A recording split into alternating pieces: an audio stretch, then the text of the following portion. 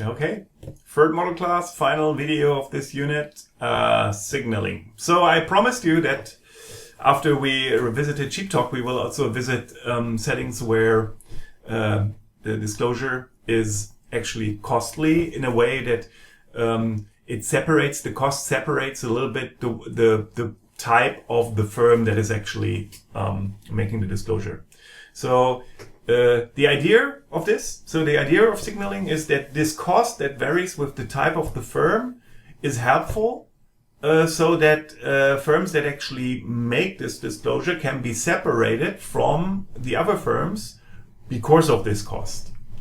And so this is a positive aspect of disclosure cost. So normally you'd say disclosure cost is just bad, right? You think about unraveling. So disclosure cost actually triggered a pooling part in the unraveling equilibrium where firms could not be separated because the cost of disclosure was too high. Here, disclosure cost actually is from the perspective of transparency, actually increases transparency because it makes information trustworthy that is otherwise not verifiable, because so you can view this as honest money, right? So it just signals that the firm is actually honest in its disclosure, so that it actually goes out and provides this information at cost. Okay, so meaning that, well, the answer to the question is also relatively straightforward. Yes. Costly signaling can be informative, but at a cost. Great, right? So now the question on how this actually relates to the accounting setting, I would like to visit this in a paper that is I have to say not easy, right? It's not a simple paper, but I think it is a very good paper to explore this. And in this paper, it's the Bayer-Gutmann paper in JAR 2012, I think. This paper is, like many papers, has a pooling and a separating equilibrium built into it. And so let's get the terminology straight here. So when you have a cost signaling setting, then there is often an area where the benefit from actually disclosing is not so high, so that the costs are not warranted, so that firms choose rationally not to disclose because the costs of disclosing are too high. This is similar to the things that we've seen in the unraveling video. So firms will simply not disclose, also because maybe the costs are also not different enough across types, so that the investors or the other side of the market could not use this information or cannot use this information to disentangle the type of the firm, right? So this is another reason why maybe you have no disclosure in these signaling settings. So the first is cost is too high. The second reason is cost is not different enough across types. Okay. So now the next point that is interesting here are the separating equilibria. So separating equilibria are equilibria where actually the cost helps the recipient, so the receiver of the information, to disentangle the firms by type. And the reason how this works is because the cost of actually providing that signal varies across types in a way that the receiver can use to disentangle this. Okay, this sounds all very abstract, so let's look at an example. And this is a very interesting example. So I already said that the Bayer and Gutmann paper in JAR 2012.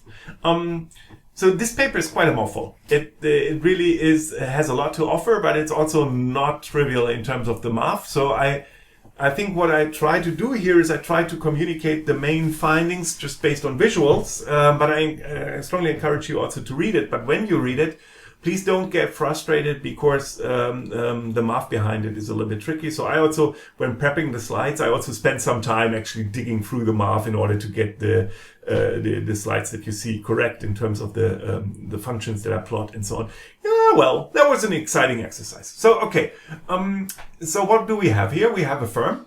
This firm is run by a manager, and the firm has an existing production technology.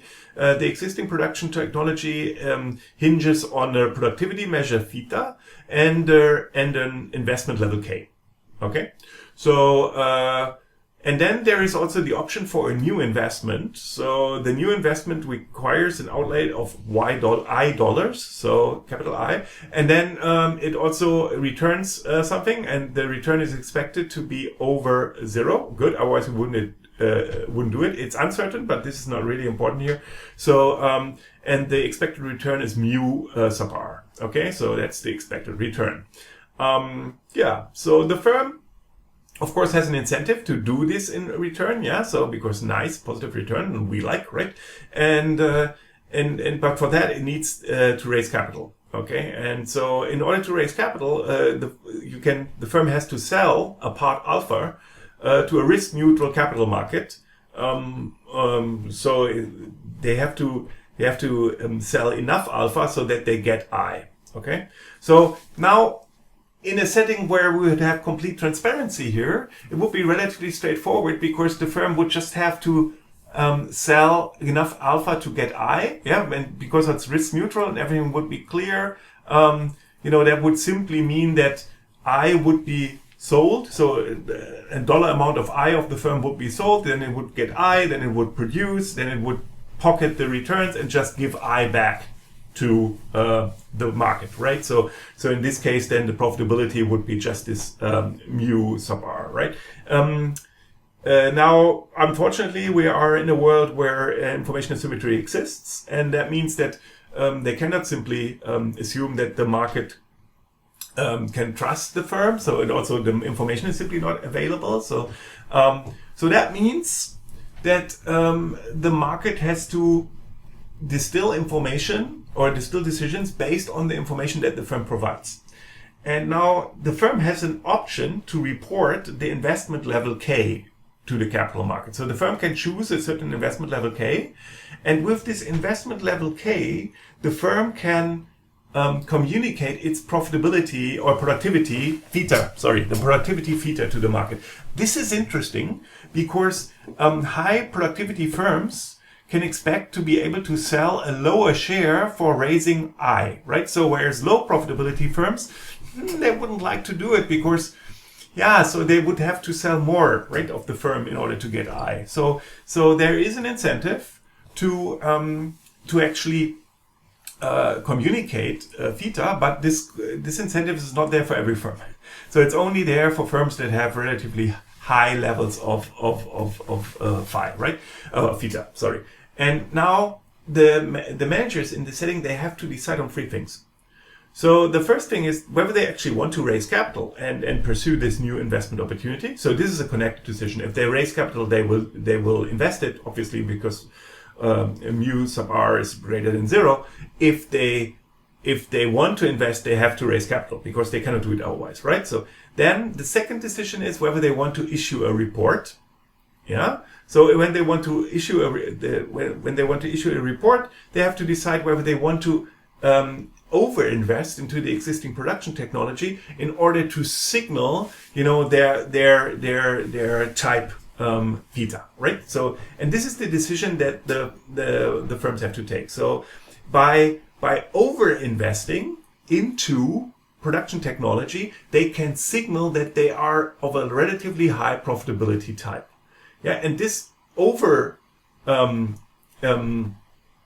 investment, this is actually costly to the firm, right? So it is a bad thing, right? So if it would be verifiable, then the firm could simply report theta and everything would be nice and everything would be relatively straightforward. But here we have this setting that they can only communicate their investment level K that they make, and as soon as you say, okay, we have this investment level K that we can communicate in order for the market to learn something about our profitability, in order to get a small alpha, then this creates an incentive for overinvestment. Yeah, this is the important first finding, if you want. So signaling here is costly, right? It generates overinvestment incentives. And now the first thing that we're going to look at here in a visual thing is we're going to look at this overinvestment problem here. So what I plotted here is also, I think it's also in the paper as figure 2, if I recall correctly. You see the productivity of the firm theta and how it relates to the overinvestment B. Okay, so this is, you see, that is not a trivial curvature. So we would have said, okay, I figured that out. So without doing the math, and what you can see here is that, let's start to the left. So if the productivity is zero, yeah, that would be extreme, right? Then there's no point in overinvestment. There's no point in doing anything, because simply you cannot really benefit from the additional inflow of capital, and you won't be able to get anything out of it in terms of future investment opportunities. So there is no incentive to overinvest in the beginning, but then as you become more productive, you see that overinvestment actually is useful. So, and by overinvestment, what you do is you try to differentiate yourself from firms that have a lower theta, right? So you try to signal your type of theta, because that will enable you to get a lower share that you have to sell a lower share of your firm to the capital market, right? So this generates an incentive. So at some point then, a second incentive kicks in, yeah, and this is, if you are very productive, then the relative benefit of actually the new investment project declines. So it becomes less isn't interesting to you, basically, to let's say dress yourself up for the capital market, because the overall profitability of your firm is already that high that the new investment project doesn't add that much to the cake. This is why the overinvestment increases and then reaches the maximum and then decreases again at some level, right? So all this here is now based on the assumption that you want to raise capital, so that you need to signal something to the market. So you will signal something to the market because you want to raise capital. But this is again a decision that you have to take. So this doesn't settle the problem here, right? It tells us something about how signaling works in this setting. You signal by over investment, and this is to some extent also the direct consequence of signaling, right? So that it makes signaling costly to you, that you have to forego benefits of the firm by increasing K over the optimal level. By the way, the optimal level of K, when you go back for a second here, this is how the whole setup was defined. So if you try the optimal K here, then obviously you took the first derivative of K, and you see that this is that would be then theta minus K, so meaning that the optimal K level would simply be equal to theta, equal to your productivity, right? And so now here you see the overinvestment relative to productivity. And now the next thing is the question whether you would always do this. So would you always use excess capacity in order to signal your theta level? Here it seems as if you always do this, but then there of course are reasons not to do it. And the first reason is that maybe just the return from the investment is not worth the effort. Yeah. So this is this point here. So when you look at the return of the investment, that's mu r, right? So the return of the investment also generates a benefit, and this benefit needs to offset the actual cost of overinvestment, right? So the benefit is high, so relatively high, right? So, but you see that there is an area where the loss from overinvestment here is actually higher than the benefit from investing, right? So in that area where the overinvestment effect is so large that it is higher than the benefit from investment, in that area you would actually not invest, right? So, and you would not report, right? So in the middle area here, there you would have an area where the overinvestment is so large that it outweighs the benefit from actually disclosing, right? And so that means you wouldn't do this. So left of the first dotted line, you would report and bury the cost of the overinvestment simply because the benefit from the investment is higher. And then you would stop reporting, yeah, because the cost of the overinvestment that you would need to do is just too high. And then again, at some point, you would again start to report simply because relatively to the overall productivity, you don't need to convince people that much, and in order to get enough money for your investment so that it becomes useful to report again. So the overinvestment is not that important. Sorry. And then there is another aspect that you need to factor into, and that is the third decision that you need to take. So you can decide whether you want to report, and you see that you won't always report in this setting. And the next question is, you can also decide on whether to invest without reporting. Yeah, so this is also an option. You can also invest without reporting, so meaning that you will go to the capital market and say, I'm not giving you a report, I still want your money. Yeah, so when you do this, the capital market will still give you money, but at a different price. Will be a pooling equilibrium. In this pooling equilibrium, you will be pooled with other firms that did not disclose, but still actually ask for capital, and you will, of course, have a different share then compared to the share where you will actually reveal your type. Okay, and this looks as follows. So here we have the third line now, and this third line indicates the separation between investing without reporting and investing with reporting. So when you now look at this setup here in this model, you now have three different regions that I would like to talk about. So the first region is from 0 productivity up to just a little bit over 2. So the first dashed line. So in this case, the red line, this is the level of let's say investment loss that that makes you indifferent between reporting or not reporting, but still making the investment decision. So you see that in this first area, this is always right of the overinvestment line, so the black line, black curve. So that means in this first area, you will invest, but you will not disclose.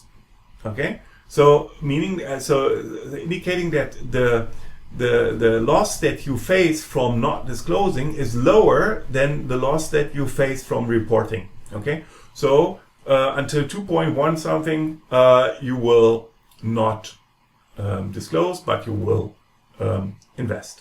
And then there is the next area. This is between the two dotted lines. So in this area, you will actually not invest. So you won't disclose, but you also will not invest, because here you have no option actually to invest in a meaningful way, because either by simply taking the pooling equilibrium and facing the fact that you're a little bit undervalued, or the signaling via overinvestment, both is so costly that it's simply higher than the expected return. Okay, so that's the middle area of the between the two dashed lines, and then you have the right area, so right of the second dash line. In this area, you will start to report, and you will invest. Okay, so in this area, choosing not to report would be very costly for you. So the red line, you can't see it anymore. It's not even on the slide. So the reason why this is very costly for you, because you would be pooled with all the other firms that do not disclose. And that means that you would get a very low price, meaning that you have to give away a large chunk of your firm. Yeah, this is not what you want. So you actually start to report, and since you report K, yeah, so you have to overinvest a little, yeah, and this overinvestment, this again is cost, right? So the overinvestment cost, that this is what makes the signaling work, but this is then lower than the loss from the pooling equilibrium, and also lower than the benefit from investment, and this is why if your productivity is higher than 3 point something, you will start to disclose, also to report, and to invest. So what you see here from this little analysis, and of course I motivate you strongly to also take a look into the paper and to play around with this a little bit.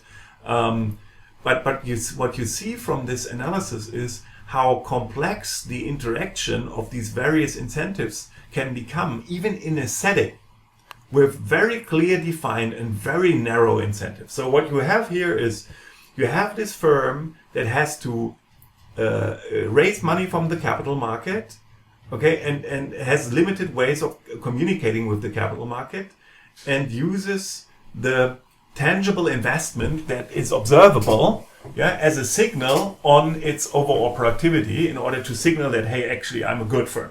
So this makes sense. This makes intuitive sense. It's very hard for a firm to communicate its internal know-how, its intangible assets, and the great product ideas, also because of proprietary costs, right? If they could disclose it, then others could actually use it. So investments are a standard way for firms to signal their quality. So if they say, okay, I'm Tesla, I'm building a unit in Brandenburg, then people know that, oh yeah, Tesla needs to be doing well, otherwise what would they do in Brandenburg, right? So this type of investment creates a signal, and it can be costly, right? You see that? That's the black line. It can be costly for you as a firm because you maybe have to invest more than what would be efficient anyhow. If you would just invest what would be efficient anyhow, then it wouldn't be a signal in the communication sense, because then people would see, okay, there's no additional cost for this firm to actually invest this. So meaning that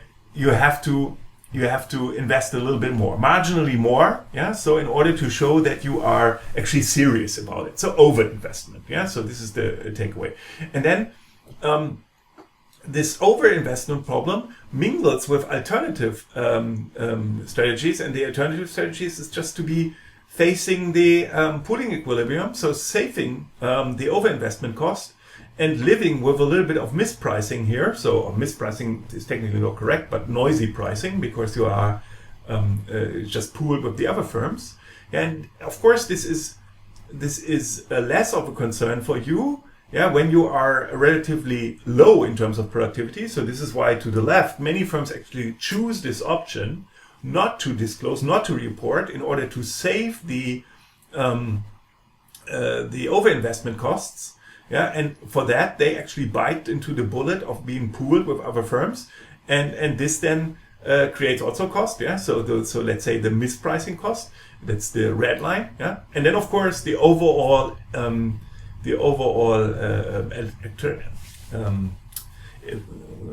price, or the overall return, of the investment also plays a major role in this decision. So, wow. Quite a thing, right? So you see that this type of analysis here is possible because we have a rigorous theoretical setup that helps us to structure these thoughts very well and very clearly.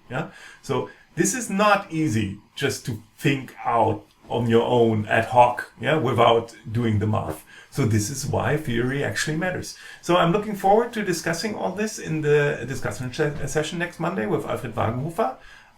Please, by all means, read the assigned reading. I think it should be relatively approachable for you guys. And please send in your questions by Wednesday if you are watching this before Wednesday. Okay, cheers, bye-bye, and enjoy.